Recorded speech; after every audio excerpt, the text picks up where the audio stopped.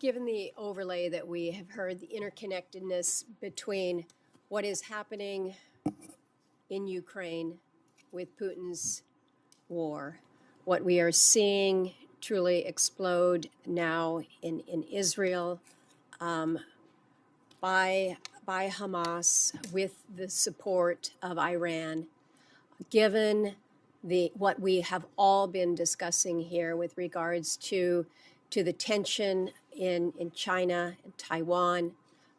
We're not talking about North Korea today, but we should always be thinking about North Korea's intentions.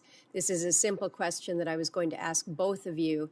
Given the situation globally and what is at play and how it all intersects, are we at a time and a place where, from a national security perspective, we are as vulnerable as we have been as a nation, in your professional estimation? Mr. Secretary, your responses, please. Thank you, and I very much appreciate the accommodation. I want to try to quickly answer, at least address initially the questions that were raised before I leave.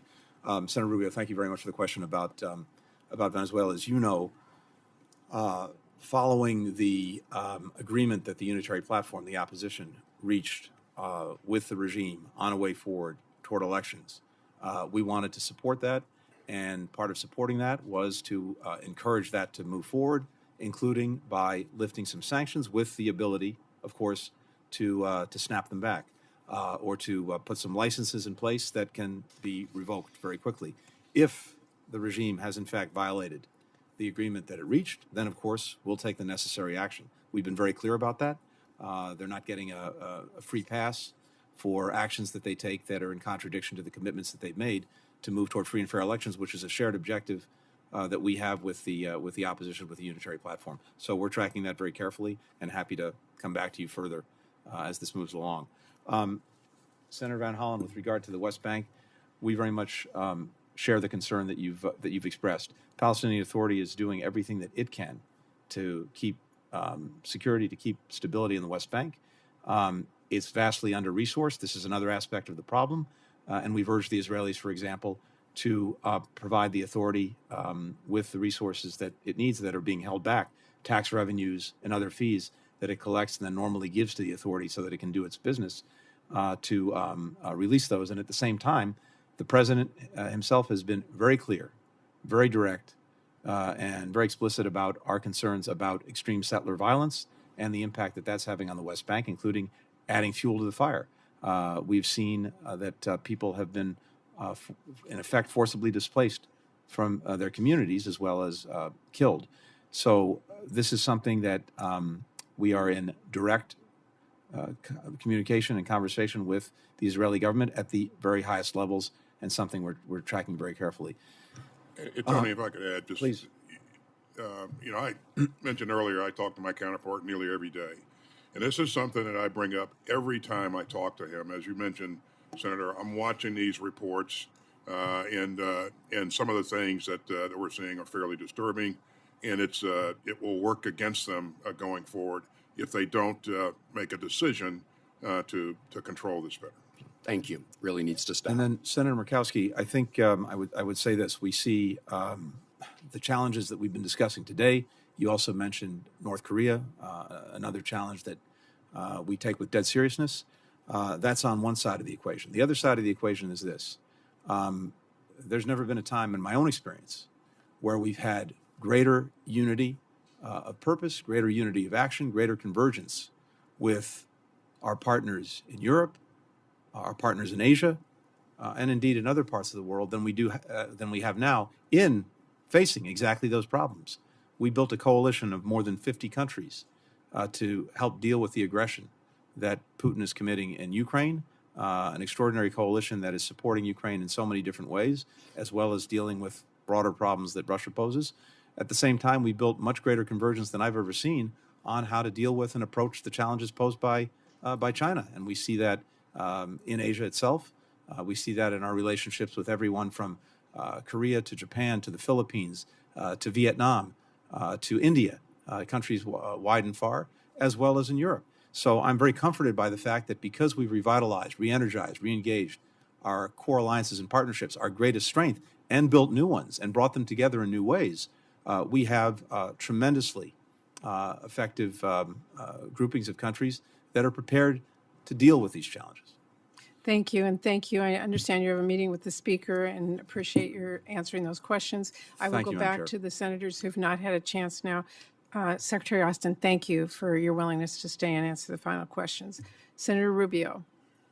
Thank you. Secretary Austin, I wanted to ask you, really I'll just be, I guess, very quick in respect for all the people's time here. These attacks from these, we continue to call them proxies, they're basically agents of the IRGC and the Iranians. They would not be occurring without the Iranians not just permitting them, but frankly facilitating them. And the Iranians would not facilitate or permit them because, in fact, there was a pause in those attacks for some period of time. They would not facilitate or permit them unless they calculated that these attacks do not cross some threshold in their mind that if they cross that threshold, it would trigger a response, a price they don't want to pay, a response they don't want to see. At this moment, I do not believe that we can argue that we have a deterrence in place with these attacks. And this is more of a comment than it is a question, although you're obviously free to comment, and I think we're very interested to hear what your response will be. But it is my deep belief that I hope is shared by the department that if we do not, I don't want a broader war with Iran. None of us have talked about it. I'm not one of those people that have out there been talking about airstrikes and starting a war with Iran. Is a tinderbox to begin with. But if we do not have a credible, not just a deterrence, a credible deterrence with the Iranians, these attacks are going to escalate. They're going to come faster. They're going to spread beyond Syria and Iraq, and they will involve weaponry of increasing sophistication and lethality.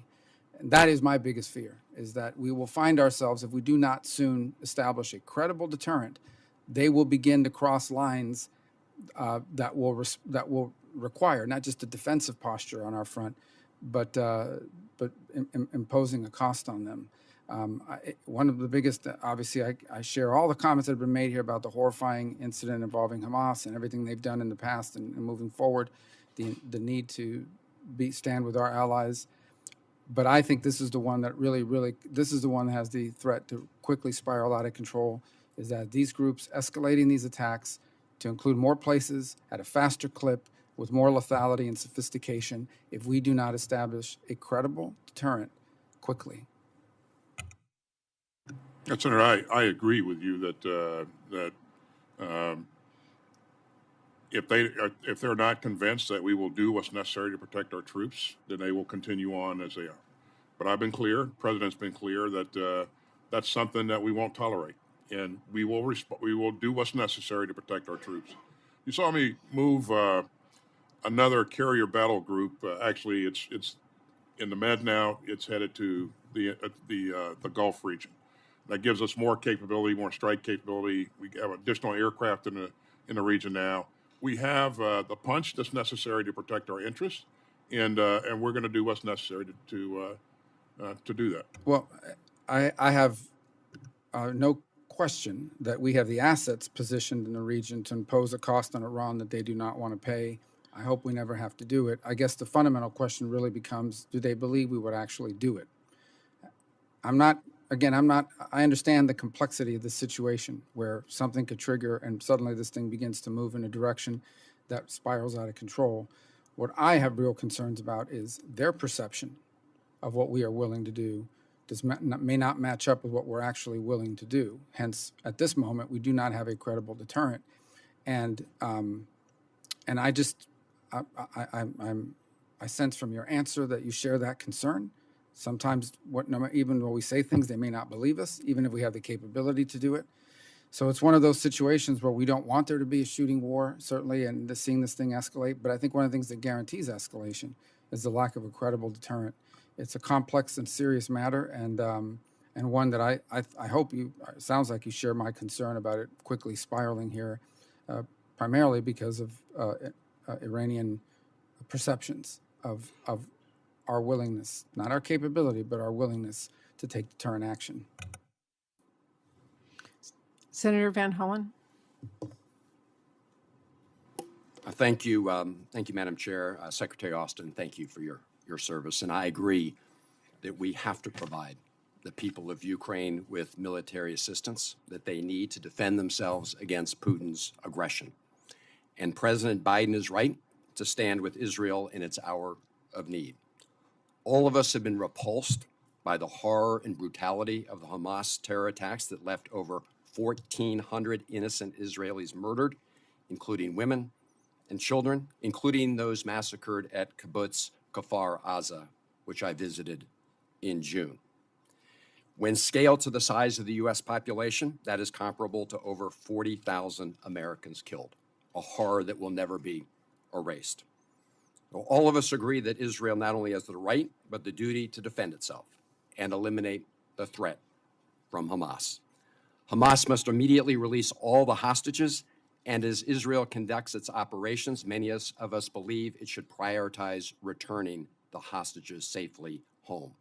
Also, as President Biden has said, it must conduct its operations in accordance with the laws of war, not only because taking all possible measures to avoid civilian casualties and human suffering is morally and legally required, but that it is also in the best strategic interests of the United States and Israel to do so, something both you and Secretary Blinken have affirmed today.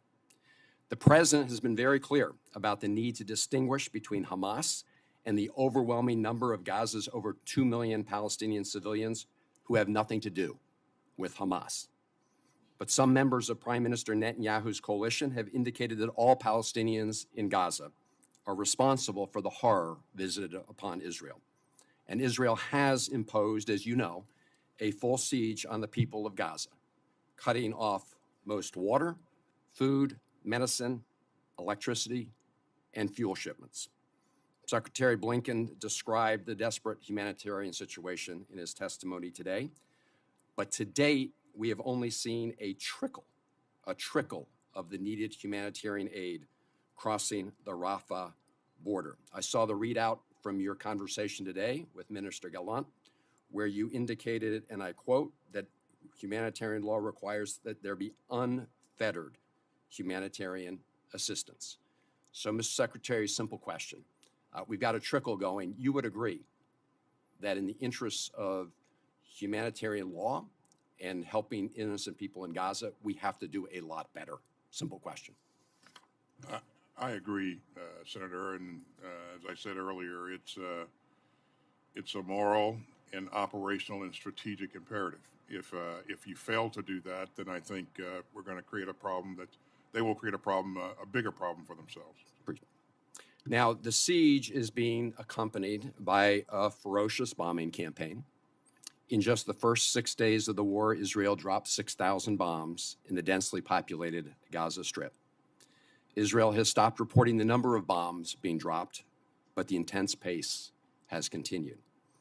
Last night, my wife and I learned that someone we know well lost 2 family members and 4 of their children killed in bombing in Gaza. So they are not yet included in the most recent death toll reported by the United Nations yesterday, which says the number of dead has risen to over 8,300 people, 70% of them women and children, including 3,457 children. These are UN figures. According to UN figures, that is about 6 times more children killed in 3 weeks in Gaza than the number of children killed in Ukraine during the entire war there. And if you scale the death of those Palestinian children to the United States population, it's comparable to over 230,000 American children killed. The executive director of UNICEF, Catherine Russell, said at the current rate, more than 420 children are being killed or injured in Gaza each day, a number, she said, which should shake us to our core. I agree.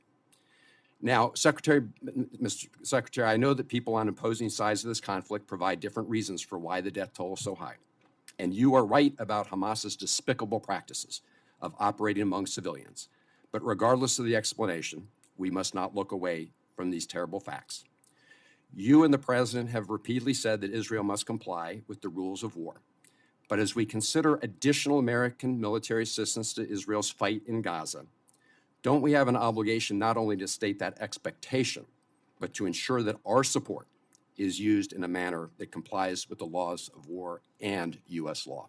That's my question, Mr. Secretary. Yeah, we will continue to emphasize to our allies here the necessity to account for the civilians that are in the battle space. They are a part of the battle space. They must account for them. They must do the right thing in terms of taking that into consideration as they do their targeting. They must Mr. create. Secretary, with respect, my question is a little different. My question is now that we're talking about, Senator Van Hollen, I apologize. Secretary Austin has just a few minutes left. We still have 4 senators. all right, who additional assistance, don't we now have an obligation, not just a stated expectation, for that to be the case? Thank you. Senator Fisher. Thank you, Madam Chairman. While I appreciate Secretary Austin and Secretary Blinken testifying today, I will echo my colleagues' sentiment and say that I'm disappointed Secretary Mayorkas is not here. However, I am very, very pleased to hear that he will be before this committee next week, because there is a national security crisis at our southern border. And this administration must make serious policy changes to address the crisis. I look forward to hearing from Secretary Mayorkas on how the administration intends to address that crisis. 24 days ago, Israel suffered the worst terrorist attack in its history. Israel has the right and the responsibility to respond to these barbaric attacks. We can best help them by giving them the time and resources they need to eliminate Hamas. The atrocities committed by Hamas demand nothing less. The administration's request included over $14 billion for Israel, including $5.2 billion to replenish their Iron Dome and David Sling systems and accelerate development of their Iron Beam system, and $3.5 billion in foreign military financing. I strongly support the full inclusion of this request in the supplemental funding bill that this committee will draft. The administration has also requested significant funding for Ukraine. I would note that while many of our allies and partners are capable of providing generous humanitarian and economic assistance packages, only the United States can provide Ukraine with lethal aid at the scale that it needs. That is where we should focus our efforts as a country. But we can only continue to provide lethal aid if we aggressively expand our munitions production capacity. And we do that here at home. And that's a point that's being lost by many. A significant portion of the funding request is to replenish and build out U.S. capacity. The United States faces threats from around the world, from Russia, China, Iran. Earlier this month, the bipartisan bicameral Congressional Commission on the Strategic Posture of the United States released its final report on America's strategic posture. The report, unanimously endorsed by the commissioners, found that we will soon face a security situation that, quote, the United States did not anticipate and for which it is not prepared, end quote. I'm working with my colleagues to turn many of the Commission's recommendations into law, but fundamentally, we simply do not have the workforce, supply chain, or infrastructure necessary to meet the coming threats. Building out this capacity, it's going to take time and resources, but we can start now by making targeted investments in our munitions production base. The administration's supplemental request includes over $18 billion to replenish our own weapons stockpiles and over $4.6 billion to expand production capacity for those critical munitions. This is a step in the right direction, and I will support its inclusion in the supplemental funding bill. Secretary Austin, what would be the impact of not including replenishment funding in the appropriations package for this supplemental? Thanks, Senator. We would lose the ability to do the kinds of things that we've done with Ukraine and Israel in support of our allies in a time of need. And what does it do to our own national security? Well, it certainly as I said earlier, we will maintain the ability to defend this country and protect our interests. But this additional capability gives us the ability to address emerging crises. And so I think without that, we would be challenged to do the kinds of things that we've done here in the past. You know, I know it's important that we continue to do that for our allies and partners, but it helps our own stockpile requirements. And that includes expanding the production lines for long-range precision-guided munitions as well. Is that correct? That's absolutely correct, Senator. And you know, Which we need for the Pacific, right? that's right. And you know that some of these munitions are long lead time in terms of what it takes to produce them. And so we're looking at ways to shorten some of those timelines, to increase capacity, to automate production lines, to address some of the issues that you raised earlier. Thank you, sir. Thank you, Madam Chair. Senator Peters. Thank you, Madam Chair. And as chairman of the Homeland Security and Government Affairs Committee, I know how important it is for us to secure our northern and southern border and provide law enforcement with the resources that they are going to need to complete that mission. And that's why I'm very pleased to see substantial funding in the supplemental to support border operations as well as security for our country. But I also believe we can't stop there. We also must work with international partners to understand some of the root causes of the increased migration that we're seeing show up at our border and commit adequate resources to addressing those challenges. I know Secretary Blinken had another engagement that he had to leave, but I have a number of questions for him that I will be submitting to the record as to how that we work internationally to deal with border security here in our country. But Secretary Austin, thank you for staying for additional time. You've been very generous with your time. My question is, with the recent escalation of violence and attacks that are aimed at U.S. Personnel in the Middle East now, I remain concerned about the Air Force's decision to divest the A-10 aircraft. Notably, the DoD recently deployed A-10s to further deter Iran and their proxies that may seek to attack U.S. forces and in the process destabilize the region even more than it already is. As you know, my home state of Michigan is the home of the 107th Fighter Squadron, a unit certainly capable of providing air support to our troops and allies should they be called upon. And my question for you, Secretary, is clearly the Department of Defense has recognized the need for this aircraft's very unique capabilities and are deploying those fighters right now in support of operations related to this contingency. So my question for you is this current conflict causing the department to reconsider A-10 divestment, or at a minimum, perhaps delaying some of those divestitures, given the fact that there is a mission today and will very likely continue at least in the foreseeable future? Well, thanks, Senator. You know, I have personally benefited from the capability of the A-10, so I have great respect for the platform. And the A-10 will be with us for the near term. But I've asked you for $61.1 billion in my FY24 budget to invest in air power so that we can remain the dominant force. And so we're going to have to transition over time to address the new challenges that we'll face with peer competition. And we're making an effort to do that. And we'll have to make some choices down the road. But we're going to have to continue to make that transition, but they will be with us for the near term. So. Good. Well, as you talk about the future, certainly we have to be focused, and warfare is changing dramatically. But I believe that the very close working relationship and security cooperation that we have with Israel is incredibly important to that task. The U.S. and Israel have some of the world's most innovative technologies, as you're well aware of, and now more than ever, we need to continue to develop those.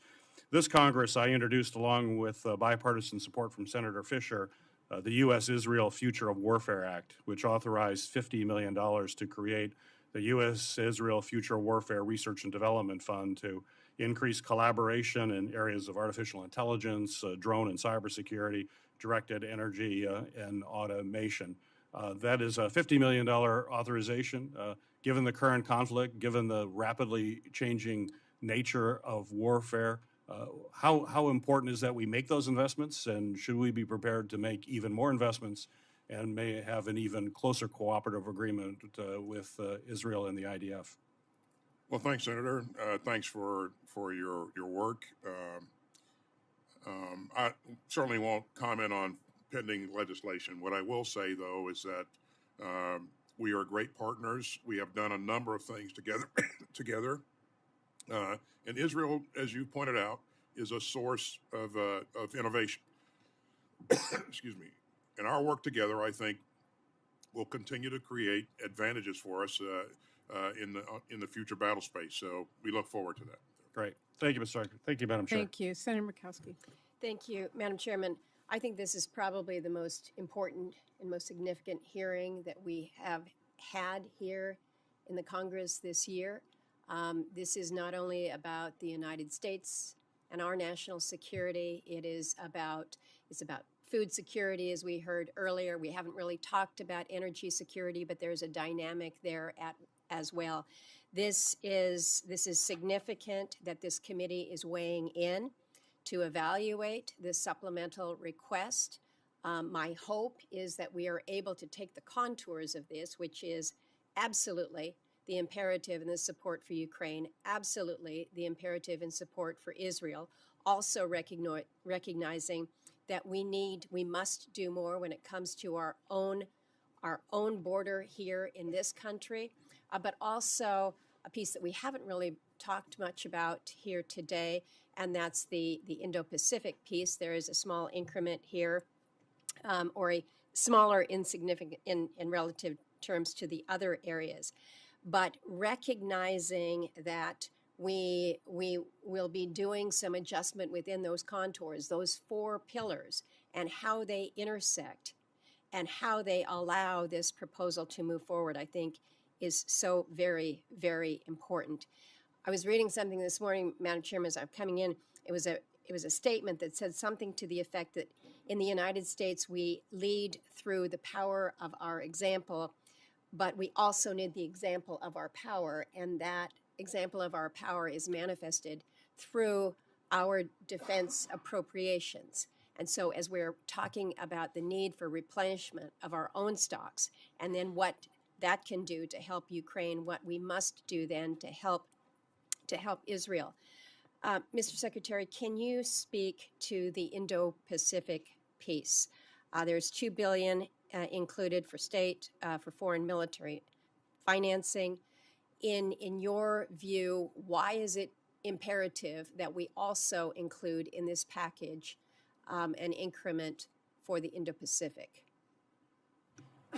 Well, thanks, Senator. As you know from our strategy, our national defense strategy, China is our pacing challenge. And as we look at China's behavior in the Indo-Pacific, we are increasingly concerned. So we must have the ability to continue to be able to deter China and to promote a free and open Indo-Pacific. And so we're going to continue that work.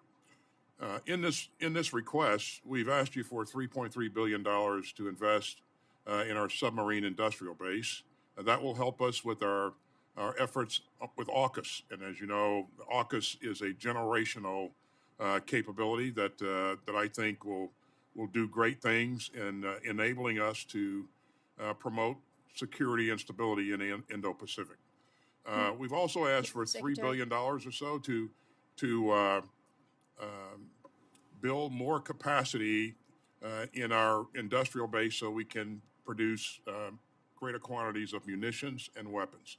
And so I think that investment is going to apply to the Indo-Pacific as well. I appreciate that. Madam Chairman, a question has not yet been asked in this hearing about the impact, the implication of a long-term CR. I know we're talking about an emergency supplemental now, but our reality is in 18 short days, we will once again be beyond where our budget is now. Mr. Secretary, if we were to go to a long-term CR, given the state of the world right now and the role that we play in it, what would that mean? It would be, it would make things much more difficult for us, Senator. You can't buy back time. And this takes away the time, the time we have to affect new starts, the time that we have to go after specific projects, to invest in capabilities, and you just can't buy that back. Our budget is directly linked to our strategy, and so if we don't have, the full budget, we're not able to execute the strategy to the degree that we planned it. And so I think this is critical, and I think it's really, really important that we get an on-time appropriation if possible. Thank you, Madam Thank Chair. you very much. Senator Sinema.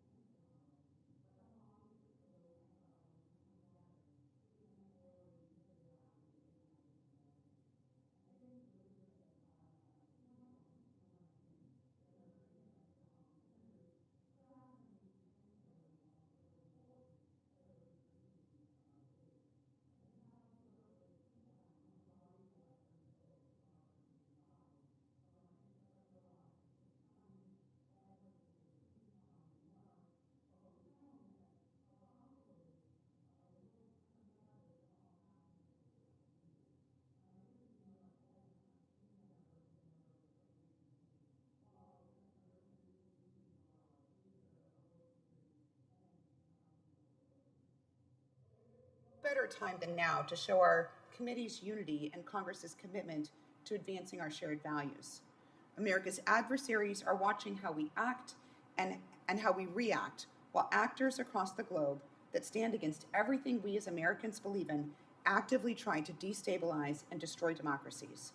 We must pass legislation to support Israel, Ukraine against Putin, and Arizona's border. Each of these three are urgent concerns and should advance together, as they are all critical for both my state and for our country's national security. China, Russia, Iran, and North Korea are strengthening partnerships to undermine America's interests and create chaos, while Israel, the only democracy in the Middle East, and Ukraine, a critical supporter of Americans' values, continue to be attacked. At the same time, at home in Arizona, we know there's a clear crisis at our border, and cartels are using the porous border to smuggle migrants and dangerous drugs into our state, weakening our national security. So the supplemental request includes resources for Ukraine to fight against Putin, to support Israel in her time of need, and border security all in one package. And I encourage my colleagues to join me in doing the bipartisan work that's necessary to address all of these priorities. Secretary Austin, the request includes additional appropriations for Iron Dome and David Sling replenishment. I agree we need to quickly surge production to support significant replenishment in Israel as soon as possible. Now, we've been talking about capacity shortfalls and revitalizing the defense industrial base for years. This request, however, only includes $200 million to mitigate industrial base constraints to allow for faster production of weapons and equipment. Can you speak to the impact of this funding in the context of supporting multiple conflicts? Thanks, Senator. That $200 million that you're speaking of is focused on PDA, our PDA efforts. And the larger amount that we're asking for to invest in the industrial base is $3 billion. And so that's a component of the bigger number. And again, I think all the things that we're doing to replenish our stocks, to enable Ukraine to purchase new equipment from the United States, all those things also contribute. But we specifically asked for $3 billion in this request to focus on the industrial base. And again, that $200 million is a component of that, not the total amount. So the request includes provisions for the, quote, expansion of facilities for the purpose of increasing production of critical munitions. How quickly will these investments lead to increased capacity? It'll vary. In some cases,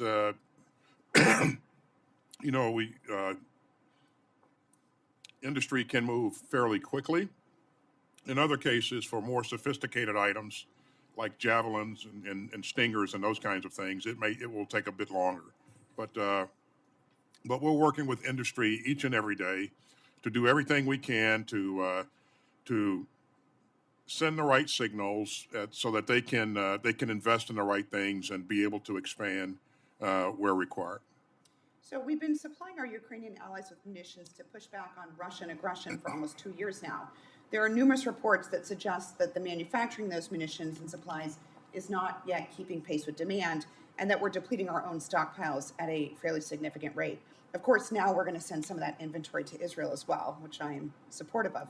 But as we look to support Israel and Taiwan, in addition to Ukraine, against the aggression that all three of them face, are you worried that this could put too much stress on our inventory? And if so, can targeting software that improves the accuracy of our munitions help?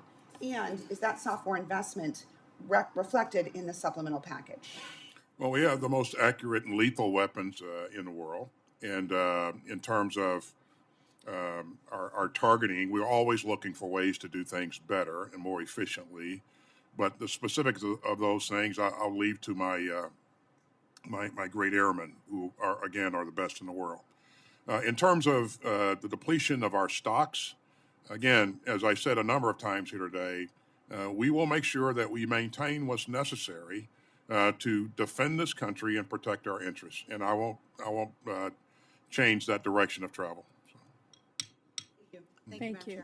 Thank you. I want to thank all of our colleagues for a really thoughtful discussion. Secretary Austin, thank you for sharing your time and knowledge with us. You know, if there's one takeaway from this conversation today, it should be that these global challenges that we face, the war in Ukraine, terrorism in Israel, humanitarian needs for those who are caught in the conflict, and the posturing of the Chinese government in the Indo-Pacific region, these challenges may be distinct, but they are all connected and they all are urgent. We have to respond to all of them in a comprehensive way that sends an unmistakable message to the world that American leadership is still strong and our resolve has not wavered. So I'm going to make sure we take what we have learned today into account as we continue working together to craft a comprehensive security package that meets this pivotal moment and lives up to our promises to stand by our allies, stand for democracy, and stand up for civilians. I hope all of our colleagues will continue to work with me and Vice Chair Collins to make sure we avoid insufficient half measures and get all of our allies the robust support that they need. And of course, I do believe we need to continue to work to address our domestic priorities like the child care crisis, situation at the border, and more. That will end our hearing today. For any senators who wish to ask additional questions for the record will be due in 7 days on Tuesday, November 7th at 5 p.m. The hearing record will also remain open until then for members who do wish to submit additional materials for the record. With that, committee stands adjourned.